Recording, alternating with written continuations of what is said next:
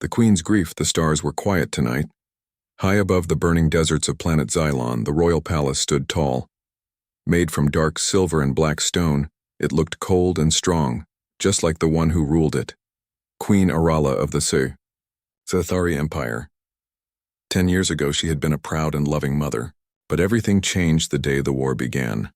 The humans came from a distant star system. They brought fire, machines, and weapons that turned cities into dust. The Zathari fought back with all their strength. Queen Arala's daughter, Princess Zira, had led the charge. She was young, brave, and full of hope. But then, she was gone. One day, during the final battle, her ship vanished in space. No signal, no message, no body. The army declared her dead. The queen never saw her again. Since that day, the queen had changed. She no longer smiled. Her eyes were cold. Her voice was sharp.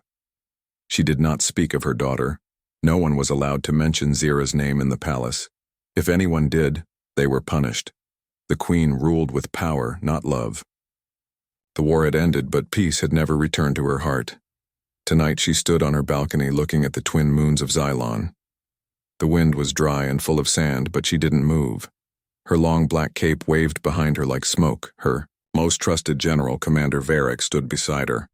"There is news from the border, my queen," he said. "Speak," she replied without looking. A patrol ship picked up a strange energy signal near the ruins of Zalthor. The queen turned slightly. Zalthor. That name was full of memories. It was where her daughter had fought her last battle. "What kind of signal?" she asked. Commander Varric hesitated. "It was an old royal code, one that hasn't been used in years. It matches the frequency used by Princess Zira's personal ship." The queen's eyes narrowed. Her heart skipped a beat, but her face stayed calm. "Are you sure?" she asked quietly. "We checked it twice," Varric said. "Only you and the princess knew that code." A long silence followed. Finally, the queen spoke, her voice colder than before. "Send a shadow team. Tell them to observe. Do not engage. Bring me answers, and not rumors." "Yes, my queen," he said and bowed before leaving. When Varric was gone, the queen stood alone. Her mind was spinning, but her face showed nothing. Could it be possible? Could Zira be alive? Her hands tightened on the stone railing. If her daughter was alive, why didn't she return? Why send a signal after so many years? Or worse, what if it was a trick? Many enemies still hated the crown. Some wanted to break her from the inside, to use her pain against her. She closed her eyes. For a moment, she remembered Zira as a child, laughing, running through the halls, wearing her tiny battle armor, pretending to be just like her mother. But that was a long time ago. And in war, hope was dangerous. Far away, near the ruined zone of Zalthor, a small scout team landed in silence. The area was filled with broken metal, crushed buildings, and old battle scars. No life signs on the radar, no movement. Just wind and silence. The leader of the team, a sharp-eyed alien named Crex, stepped forward. His scanner beeped softly. "There," he said. "The signal is coming from under the rocks." They moved carefully. After digging for a few minutes, they found a small black box, broken but still glowing faintly. Crex opened it. Inside was a glowing crystal with a single mark, the royal family's symbol. But then, a sound. Footsteps. The team turned quickly, weapons ready. Out of the shadows walked a figure, tall, slim, wearing dark armor. The face was hidden by a mask, but the way she moved, smooth, graceful, was familiar. Too familiar. The figure raised her hand. A bright light flashed, and the scouts were frozen in place, not dead, but trapped in time.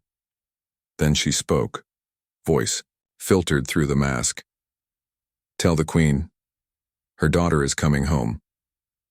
Back in the palace, the queen suddenly opened her eyes. Somewhere, far away, she had felt something. A connection, a heartbeat from the past. But she did not smile. She did not cry. She simply whispered one word under her breath, a name she hadn't said in 10 years. The signal. The night sky of Xylon was never quiet for long. Deep beyond the Queen's kingdom, in the Dead Belt, a zone filled with wrecked warships and silent debris, something pulsed once then again, a quiet blink in space, weak but real. In the command room of the Royal Palace, the silence broke with a single sound. Beep. A young alien officer, pale and thin, looked up. Her eyes widened. Commander Varric, you need to see this. Within moments, Commander Varric stood over the console. He looked at the screen, then leaned closer, his voice low. That signal. It shouldn't exist. The officer nodded. It matches a restricted royal code. Old encryption. Almost forgotten. Whose code? Varric asked sharply. The officer hesitated, then whispered, Princess Zira's ship. It's her signature, sir. Varric's heart dropped for a second, but he straightened his back. He stared at the blinking dot on the screen. It came from the exact place Zira's ship was last seen, 10 years ago. Was it possible? Without wasting a second, Varric rushed through the great hallways of the palace. Metal doors opened in front of him, one after another. The guards stood still like statues. No one dared to stop him. He reached the Queen's private chamber. Inside, Queen Arala stood near a glowing map of the galaxy. Her long cape hung like a shadow behind her. She didn't turn when Varric entered. You are not one to knock, Commander, she said calmly. My queen, he said, bowing. We've received a signal from the Dead Belt. It's unusual. Her eyes narrowed. Unusual how? Varric took a breath. It uses her encryption. The lost royal ship, Princess Zira's vessel. The Queen froze. For a few seconds, the room felt colder. That signal was destroyed with her ship, she said flatly. We confirmed the pattern, Varric replied. It was weak but precise. It's a direct match. Queen Arala finally turned, her golden eyes meeting his. Send no army, she said. Send one. Someone I trust. This could be a trap, or it could be something worse. Far from the palace, a black ship sliced through the stars like a silent knife. Inside sat Toran, a former spy of the royal house. He had served the Queen before the war, and vanished after it. Now called back, he flew alone toward the signal. He didn't ask questions. He just followed orders. As he reached the Dead Belt, his ship moved slowly between floating wreckage. Giant metal arms of broken war machines drifted past his window. The silence was heavy here, like space was holding its breath. The signal grew stronger. Toran's eyes scanned the radar. Then he saw it, a small shuttle, old and scratched, hidden inside the remains of a Zathari battlecruiser. He landed silently and stepped inside, his boots echoing on the cold metal floor. The air inside the old ship was thin but breathable. The lights flickered. Then he saw it. A crystal transmitter, glowing blue, placed gently on a seat. Toran walked over and picked it up. As soon as his fingers touched the device, it activated. A voice played, faint, soft, familiar. If you're hearing this, I survived, I have returned, but I am not alone. Toran's eyes widened. The voice belonged to Zira. Suddenly a sound, footsteps behind him. Toran spun around, gun raised. From the dark hallway of the ship, a figure stepped out. A woman. She was tall, her hair long and dark. Her skin shimmered. With the glow of both human and alien tones, her eyes, bright gold, locked with his. She did not raise a weapon. She simply said, Hello, Toran. He froze. Zira? She smiled faintly. You remember. He lowered his weapon slowly, unsure what was real. But you, how? He asked. I'll tell you everything, she said. But first, take this message to my mother. She handed him a small cube. It was warm, alive. And tell her, Zira added, her voice more serious now, I'm not here to fight, but not everyone with me is as peaceful as I am. Back in the palace, Queen Arala stood at the edge of her private chamber, staring at the stars. The silence was broken once again. The signal had returned. This time, the message was for her. The Teal. Queen's hand shook slightly as she held the cube. When she placed it on the table, a hologram appeared. Her daughter. Older. Different. But alive. Mother, the message said, I am coming home, but everything has changed, including me. The human, the storm was coming. Not on Xylon, but on the ruined moon of Chorus, where fire still burned beneath the surface from an old battle. The sky was black, the wind sharp like broken glass. But someone had built a shelter there, a secret place hidden from the Queen's eyes. Inside, a fire flickered quietly. A woman sat by it. Her face was half lit, and her eyes glowed gold in the dark. She wore battle armor, but her shoulders were relaxed. She did not look like a soldier tonight. Beside her, a man stirred the fire with a stick. He was human. He had scars on his arms, a fresh wound on his cheek, and eyes that had seen too much war. His name was Reed Marlowe, a former Earth soldier. He had once fought against aliens. Now he sat beside one, not just any alien. Zira, the lost daughter of Queen Arala, and she was very much alive. Reed spoke first, his voice low. They've sent someone. I felt the scout ship land an hour ago. Zira nodded. My mother moves faster than I expected. Reed looked at her. Do you think she'll believe you? I don't care if she believes me, Zira said. But she must listen. She stood and walked to the edge of the cave. Below, smoke curled from the old battlefield. Machines broken by war, bones of steel beasts, and silent drones half buried in ash. This place, she said, was the end of everything. I knew. I died here, and I was born again. 10 years ago, when her ship exploded during the final human-Zathari battle, Zira didn't die.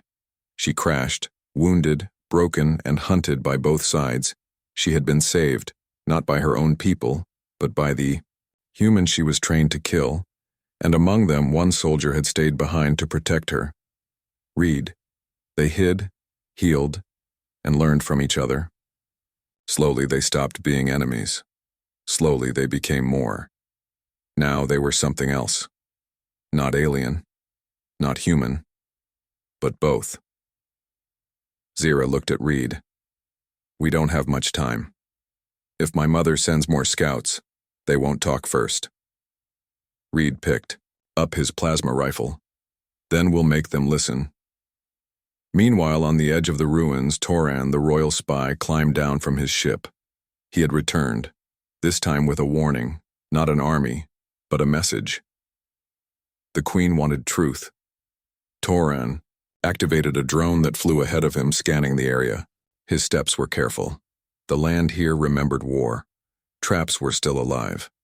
Sensors hidden beneath ash waited for the wrong step. Then, his drone beeped. Life signs. 2 of them. Close. Before he could react, a blast hit the ground beside him. Dust flew up. Toran rolled for cover, raising his shield. From the smoke, a voice rang out. You were warned not to follow. Zira stepped into view, plasma energy glowing in her hand. Toran lowered his weapon. I'm not here to fight. Reed appeared behind her, rifle ready. Doesn't look that way. Toran looked at Reed, his human face, his soldier stance, and frowned. You brought one of them? He asked Zira. She stepped forward. He saved my life, more than once. I owe him everything. Toran looked back and forth between the two. This wasn't the same princess who left for war. Later, inside the cave, Toran sat across from the fire. He watched as Zira placed a hologram disc on the table. A glowing map appeared, showing the Zathari Empire's border, and something new. A red mark beyond the edge. Unknown ships. Silent movements. Something rising in the shadows. Zira pointed. This is why I returned. A new enemy is coming, one neither human nor Zathari. They feed on the broken. And they're watching us. Torin stared. Why haven't we seen this? Because you're too busy fearing each other, Reed said quietly. Zira stood. I want to meet my mother. I want to speak before her court, not as her daughter, but as a warning. Torin shook his head. You know what that means, right? If the Queen sees you with him, he looked at Reed. She may see it as betrayal. Zira's eyes glowed. Then let her see. I'd rather die for peace than live in silence. Back in the palace, Queen Arala received the second report from Torin. It included an image. Zira, standing beside a human. The Queen stared at it for a long time. Her advisors whispered behind her. She's dangerous now. She's changed. She's been corrupted. But the Queen raised her hand. Enough, she said. She looked out her window again, toward the stars. My daughter is alive. She is coming home, and she brings the future with her. Her voice was soft, but it carried across the chamber like thunder. The truth revealed. Not all scars can be seen. Some live in the mind. Some live in the silence between two people who were once family. Queen Arala stood in the Hall of Truth, an ancient chamber deep beneath the palace. No light touched this place except the glowing stones in the walls. Here only facts could be spoken. No lies. No masks. Only truth. She waited alone, her heart heavy but her face cold. Around her, giant statues of Zethari rulers stared down, stone eyes judging every word, every decision. She was not just a queen, now. She was a mother, about to face the child she thought was dead. Above ground, a royal ship landed slowly. Torin stepped out first. Behind him walked Zira, not in royal armor but in a dark cloak. Her face was calm, her eyes sharp, and beside her walked Reed, the human. Guards raised their weapons the moment they saw him. Reed didn't flinch. Zira raised a hand. He walks with me.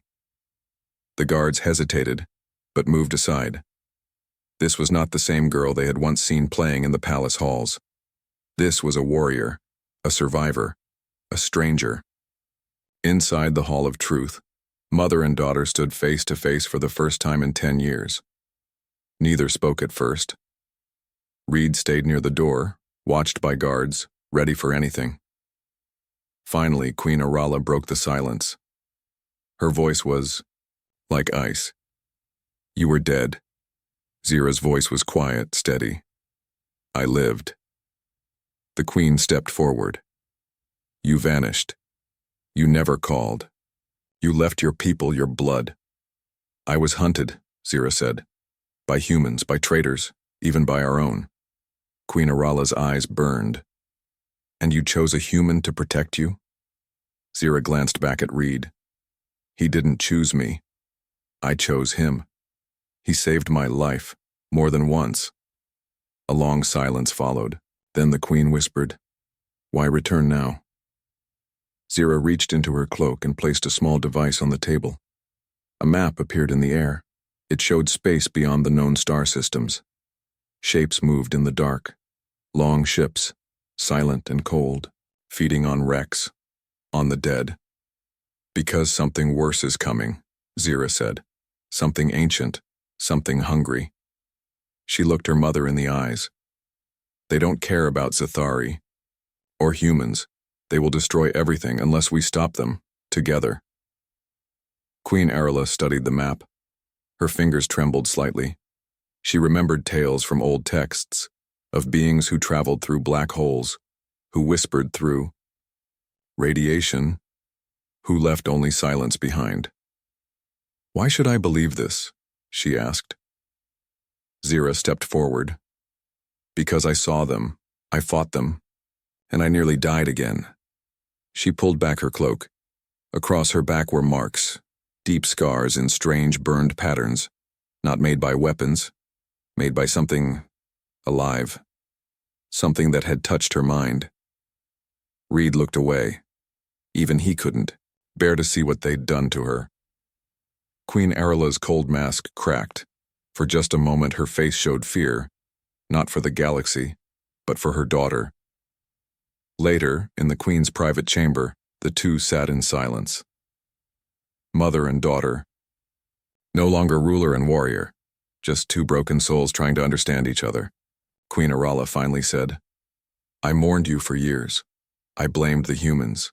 I blamed the stars. I blamed myself." Zira nodded. "I mourned too, for the mother I thought would never forgive me." They didn't hug, but their silence was softer now, not full of anger, but full of pain that needed time. In the shadows of the palace, others were watching. Royal generals, spies, ministers. Not all were happy to see Zira return, especially with a human. One of them, Minister Crown, whispered to another, "She's weak now, tainted. She trusts the enemy, she cannot wear the crown." The other replied, "Then maybe she shouldn't leave this palace alive." Back in her old room, Zira stood by the window. The stars looked different now. Reed joined her. "So, did she believe you?" Zira nodded slowly. "Yes, but not everyone will." "What now?" Zira looked out at the sky. "Now," she said, "we prepare for war, not against each other, but against something no one understands. To be continued." Shadows in the court. The Queen's palace was quiet, but it was not safe. Zira could feel it, like cold wind under the door or eyes watching from the dark. Even though she was finally home, the halls of her childhood now felt like a trap, and maybe they were. Early in the morning, Zira walked the royal balcony alone. She watched the sky. Ships moved like stars across it. The Queen's fleet. They looked beautiful from afar. But she remembered when they rained fire. Reed joined her, silent. His steps were soft, his weapon hidden. "You don't trust them," he said. She didn't answer right away. Finally, she spoke. "Some look at me and see a ghost. Others see a traitor." Reed nodded. "And me? They see a reason to fear me." Inside the palace, Minister Kron held a secret meeting. 6 figures sat in shadows, around a silver table. Their faces were cold, their eyes sharper than blades. Kran leaned forward. "The Queen grows weaker. Her emotions blind her. She let the lost daughter return, with a human. She brings warnings," one said. "A new enemy." "She brings change," Kran snapped, "and change breaks power." He placed a chip on the table. It glowed red. "Tomorrow, Zira speaks before the High Court. We will let her speak. Then, we silence her." No one disagreed, not out loud. That night, Zira stood in her old chamber. She touched the walls, remembering her past. Her bed was smaller than she remembered. The window was lower. She had grown, but so had her fears. A soft knock came. It was Torin. "The Queen asks for you," he said. "But first, I must warn you." Zira raised an eyebrow. "About what?" "Not everyone here wants peace. There are whispers, movements, quiet knives." Zira stepped closer. "Who?" Torin shook his head. "No names yet. But be careful tomorrow. Some don't plan to let you leave alive." The next day, the High Court gathered. It was a giant room, with tall crystal walls and a round platform in the center. The Queen sat on her throne, silent. Around her were nobles, generals, and council leaders, some curious, some angry, some afraid. Zira walked to the center. Reed watched from the edge, hand on his belt. "Ready." Zira looked at them all. Her voice was calm. "I am not here to beg. Not here to blame. I am here to tell the truth." She pressed a button on her wrist. A map appeared in the air, showing the dark part of space beyond known systems. Out here, something is coming. Not human, not Sithari. Something that eats silence. Something that leaves nothing behind. She paused. "War made me an enemy. Love made me a stranger. But truth made me return. I bring warning. not as a daughter, not as a soldier, but as someone who saw what's coming. The room was silent. Then, a flash. A sniper drone hidden in the ceiling activated. It aimed at Zira. Reed shouted, "Zira, down!" A blast tore through the air, but it missed. The Queen's guards scrambled. Zira rolled behind the platform. Reed fired at the ceiling, knocking the drone down in sparks. The cord exploded in noise. Minister Cran stood up, pretending to be shocked. "Attack! In the Queen's house!" But the Queen rose from her throne, eyes sharp as fire. "Enough!" Her voice silenced the room. She looked at the guards. "Find who gave the drone entry code." Toran stepped forward. "We already know." He held up a tablet. It showed Cran's seal. Gasps filled the room. Cran froze. Then he ran. But he didn't get far. Zira moved like lightning. A shot from her arm blaster hit his leg. He fell, hard. Reed reached him, slammed him down, and said, "Nice speech, by the way." Later, in the Queen's chamber, silence returned. Zira stood across. From her mother again. The Queen spoke softly. "You were nearly killed today." Zira nodded. "But I wasn't." The Queen looked at her long. "You are not the girl I lost." Zira stepped forward. "No. I'm stronger now." "And him?" The Queen glanced at Reed. Zira looked at him, too. "He's part of me. I trust him." The Queen took a long breath. "Then I trust him, too." Outside the palace, in deep space, a strange black ship appeared from nothing, like a shadow that didn't belong. It made no sound. It had no flag. It simply watched, and then it began to move. The first strike space is never silent. It hums, it cracks, it breathes. But this time, it screamed. A small Zathari outpost on the edge of the galaxy went dark. No signal, no warning, just silence. Inside the Queen's war chamber, red lights flashed. Holograms blinked. Commanders shouted, "Outpost Z9 has vanished. No distress call. No wreckage." Queen Arala stared at the map. Where once there was a glowing point, now there was nothing, just black. Zira entered with Reed behind her. "They've started," she said. Arala looked at her. "Who?" Zira stepped forward. "The ones I saw. The ones who live in the cold between stars." The Queen turned to her generals. "Prepare a scout ship. I want to see the ruins." One general hesitated. "What if it's a trap?" Zira answered. "It is." The Royal Scout ship, Shadowhawk, left within the hour.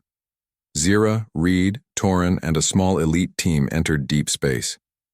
They flew fast, silent, eyes on every scanner. When they reached the outpost, they saw nothing.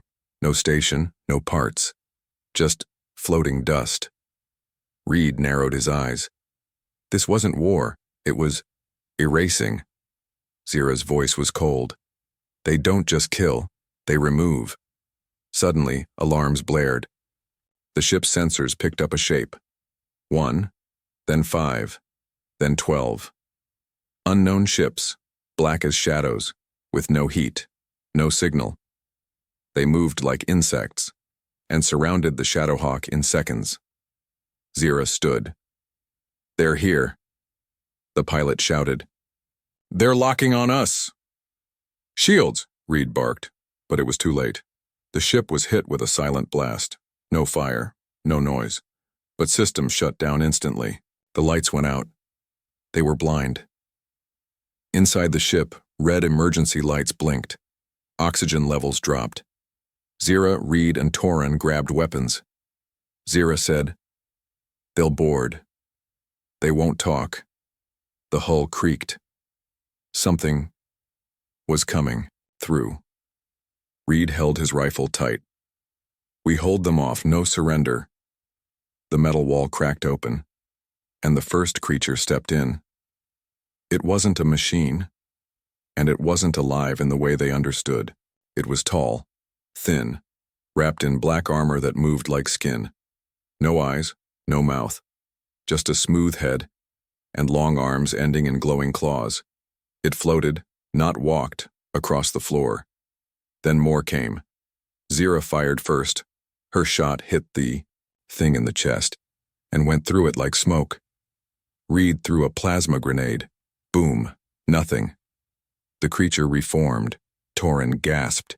"You can't kill it," Zira shouted. "Fall back." The team ran toward the engine room. Zira placed a hand on a control panel. "I can overload the core. It'll push them off, but it might destroy the ship." Reed looked at her. "Do it." She stared at him. "We may not survive." He smiled a little. "We died once already. Remember?" She activated the core. The engine roared. White energy blasted out, a wave of raw power. The creatures screamed, not with sound but through the minds of everyone on board. Like broken voices in a dream, like pain without words. They vanished. Just like that. Gone. Hours later, the Shadowhawk floated in orbit. Damaged. Smoke, rising. Zira sat by Reed. His arm was burned. Her shoulder was cut. Toran stood nearby, silent. "What were they?" the pilot whispered. Zira looked at the stars. "Not from here. Not from anywhere we know. They're not after land. Not after power." She looked at them both. "They want silence. They want to erase life itself." Back on Xylon, Queen Arala heard the report. She closed her eyes. Then she opened a channel. "To all planets, human and Zathari, this is a joint message. A new enemy has arrived. We must stand together." Some of her advisors protested. "Work with humans after all this?" She answered coldly. "My daughter lives because of a human. My people will live because of both." In deep space, the black ships floated again, and this time they were heading toward Earth. One chance to survive. The stars burned cold. Dark ships moved closer to Earth and Xylon. A final battle was coming. Queen Arala stood with Zira and Reed on the bridge of the royal flagship.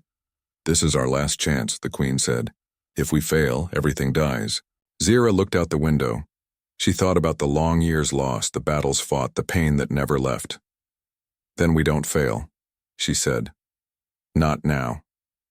Reed checked his weapon and smiled faintly. "I'm with you. Until the end." In space, the Allied fleet gathered. Humans and Zathari, side by side. It was the first time they fought together. The black ships moved like ghosts. No one knew their true form. No one knew how to stop them. The battle began without warning. Explosions lit the darkness. Energy weapons clashed. Ships were destroyed, but the black ships did not break. They pushed forward. On board the flagship, alarms screamed. Zira and Reed rushed to the command room. A massive black ship loomed ahead. It was the enemy's heart, the source of the silence. "We must destroy it," Zira said. "But how?" Reed asked. Zira touched a hidden panel. Inside was a device, a strange glowing crystal. "It's what hurt them before. The energy from the core." The Queen nodded. "Then use it. But be careful. This will be our last fight." Zira, Reed, and Torin entered a small attack ship. Their mission: reach the Black Heart and destroy it from inside. The enemy fired. The attack ship shook, but they flew on. Inside the black ship, shadows moved. The air was cold, alive. The crystal glowed in Zira's hand. She aimed and fired. A beam of pure energy shot forward. The ship trembled. Darkness cracked. Light exploded. The black ship screamed, not with sound, but with a breaking silence. Outside, the fleet saw the black ships falter. One by one, they vanished. Back on the flagship, the Queen watched. Tears ran down her face. Her daughter survived. Together, they saved their worlds. After the battle, peace returned. Humans and Zathari began to rebuild. Queen Arala looked at Zira and Reed.